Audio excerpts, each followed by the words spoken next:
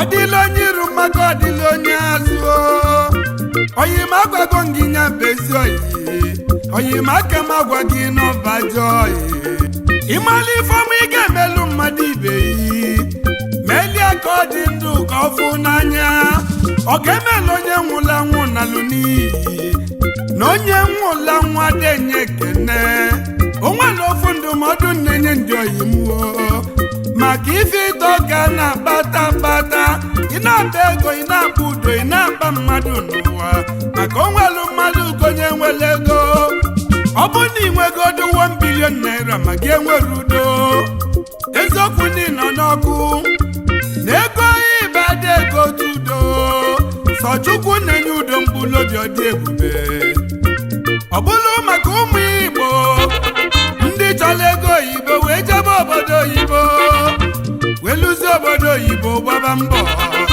aka Chukwu wee dị n'ife fa na-eme fa wee si na fa ga-egboko nata onwe fa ọnụ nya ka fa ji wee chọba udo maka na ife ọbụla eji udo na ịfụnanya bido n'eziokwu nọ na dị ebube kedu ife fazalụ n'afa ofu obi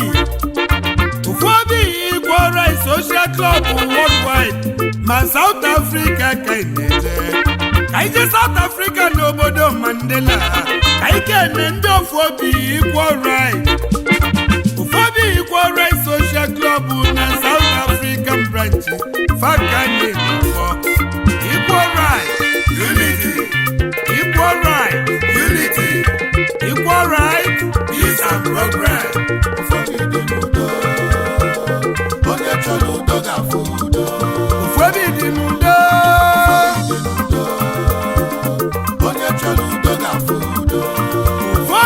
Equal Rights Social Club nke dị n'ụwa niile South African branch ka na-ekwu ndị ofu obi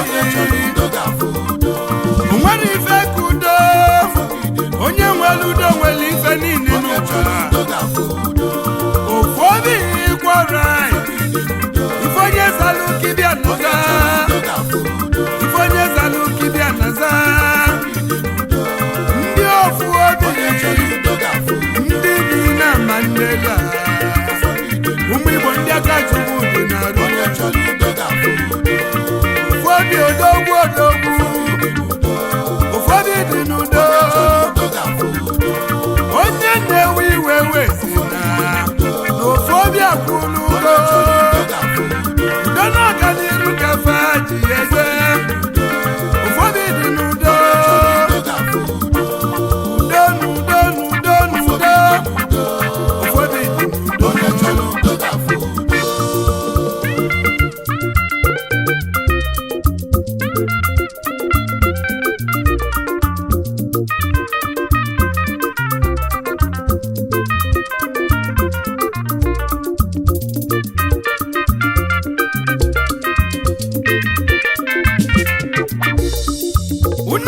na mmadụ na-ebido ife maka ife ọbụla dị mma nwere ebe si wee bido ka ndị Ebonyi steeti ka nkene founder ofu obi Equal Rights South African branch Chief Nwali Chika Joshua nwakanne ya na Ebonyi steeti President ofu obi Equal Rights Social Club Uyaka na South Africa akụ na-efefe n'Iza Kingdom bịafumanya onye Ebonyi steeti n'igadi nwakanne ya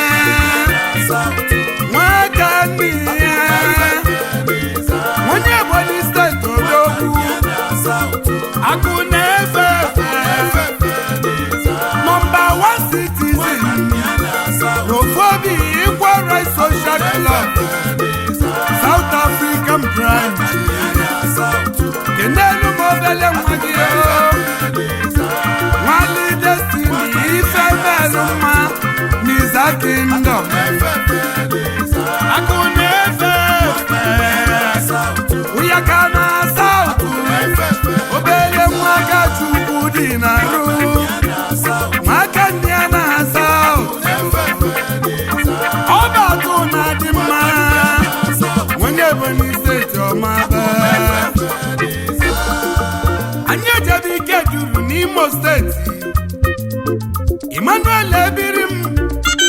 onye ọma n'ike mbara n'ike duru onye ike duru onye ọma n'ike adịle m vice president n'ofu obi Equal Rights Social Club onye nze nwa m obi na-ekwunyeli imebiri m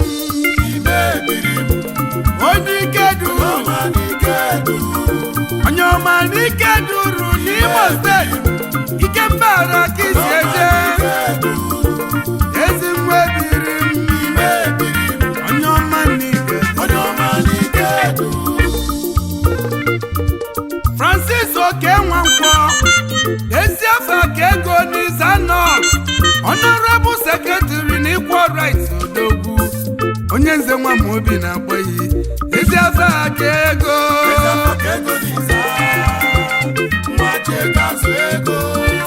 Managing Director Prince of Ebonyi Beauty Salon Pty nke dị na South Africa ezi afọ ka ego n'Iza Akụsinachi 1 of Umuara Izakino Ebonyi State obele mmachi ga-azụ ego ezi afọ ka ego n'Iza Elwena Pretoria na ndị Equal Rights nwelu mmadụ Anayo Anthony Ọnwụọyoko aka na-emebe ego na Pretoria waya Pretoria Ọnwụọyoko n'igadi ọnwa waya Pretoria onye ego Ọnwụọyoko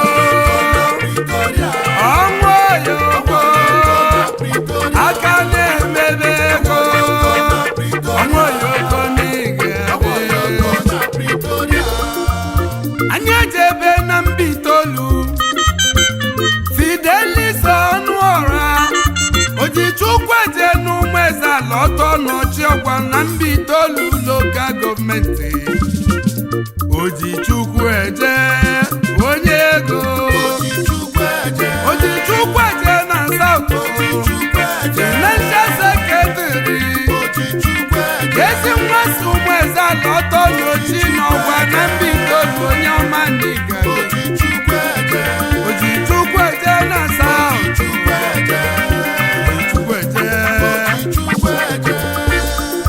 egwu nnetili ndị ofu obi Equal Rights ụmụ Igbo ndị aka Chukwu dị na-arụ ofu obi n'ọganiru kafa jeje ofu obi Equal Rights ka ị na-akpọ ofu obi n'udo ofu obi dị n'udo ife onye zalụ ka ịbịa na-aza ife onye kwuru ka ịbịa na-ekwe onye chọrọ udo ga-afụ udo n'udo ka mma ụmụ Igbo ndị aka Chukwu dị na-arụ South Africa bee Mandela kafajelu dili ebili ụfọdụ dị n'udo olibe ụfọdụ dị n'udo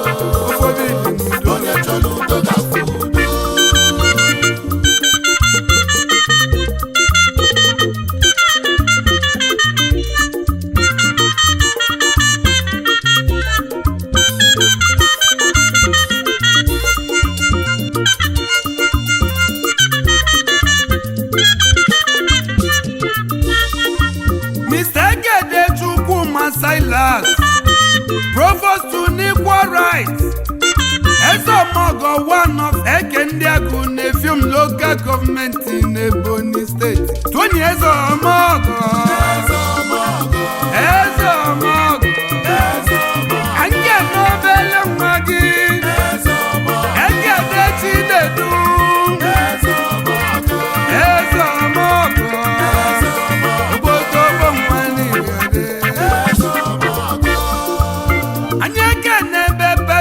Equal Rights Honorable Ikechukwu Anthony Ugwu Ọkwụlọka Ezomenife n'Ụmụugwo Kenudenu na Nsụka onye Nsụka n'Igade Ezomenife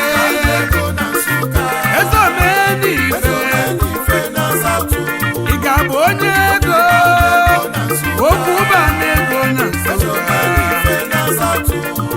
Managing Director, Ife Travel and Tour Pty na South Africa.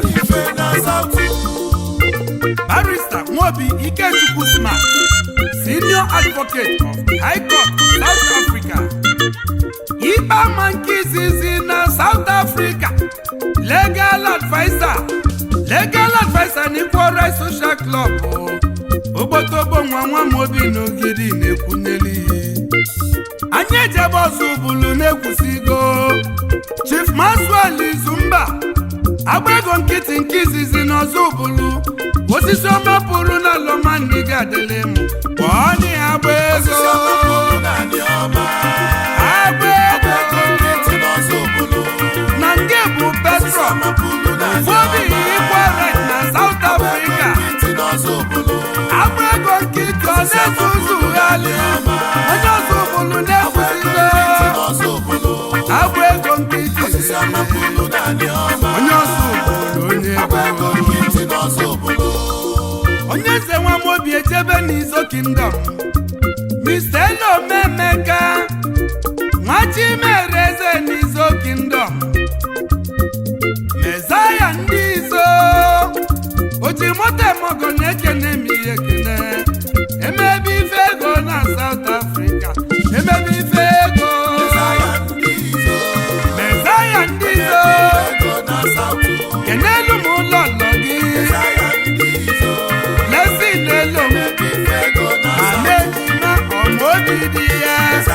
Nwunye mebi fego na South. Nwachimereze n'Izo Kingdom.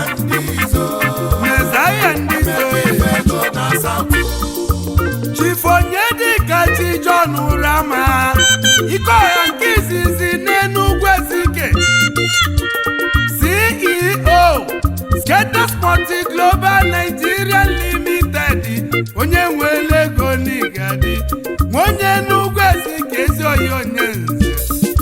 Mbosi mbịala egwu n'Enugwu Ezike na anyị folo gị. Ọkwije ego oyibo wee bịa m ụtali. Nyaka njisi n'iko ha bochi ego apịtali. Iko onye ego n'Igadele. Wee nya iko ha. Ezi iko ha. Oji ego apịtali. Iko onye ego. Skaters Multi Global Nigeria Limited ezi oyibe. Onye nwere ego n'Umachi Village Enugwu Ezike. Ezi iko ha. Mr. Chidebere na-agbakwu anya ndị Ozubulu ji afụ ụzọ na Pretoria. Omeka nni ya na-amakwa Ozubulu na-ekwusigo. Anụ nwere obi anụ mbombo n'Igadi. Onye nze nwa Mobi na-ekwunyeli. Anụ nwere obi. CEO Anago Investment Limited. Ndị zụrụ na Pretoria eriga. Kenelu m ụlọ gị. Mrs. Felicia Alagbabu. Ga-egbe dị eji afụ ụzọ. Anya eji afụ ụzọ. Ezi nwa Bishop n'Ozubulu. Anya eji afụ ụzọ. Chima Chinedu Henry, the young bishop Onyoma.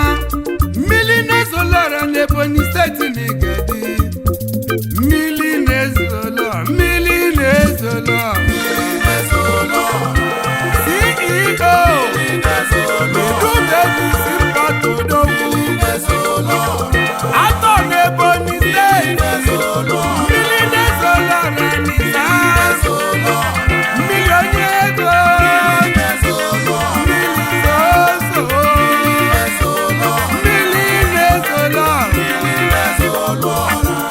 Mmili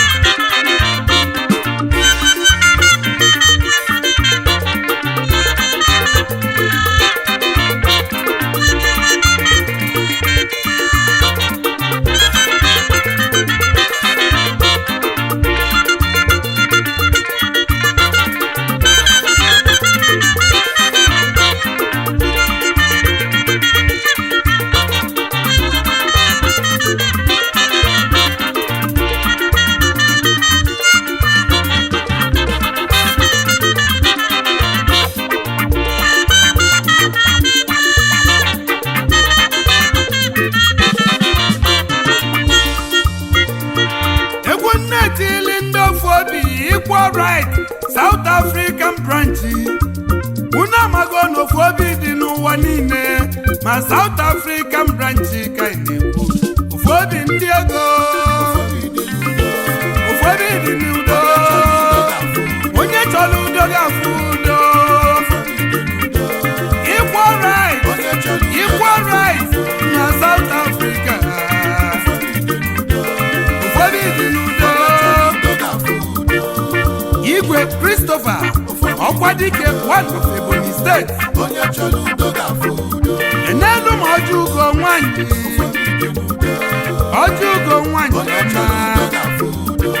Mr. Felix Obara anyị ego nke izizi n'ụga anyị ego n'ụga memba n'Equal Rights Udo Mr. Alundubisi Eze Chigozie one Amakwoso Eze Chigoziri onye Amakwoso bụrụ onye ọzọ bụrụ na-ekwusigo ofu obi dị n'udo ife si na chi aha n'ọnụ ezi nwa si Okija chala obodo ife si na chi aha n'ọnụ nwanyị Okija enyi Mr. Nwoko Chukwudi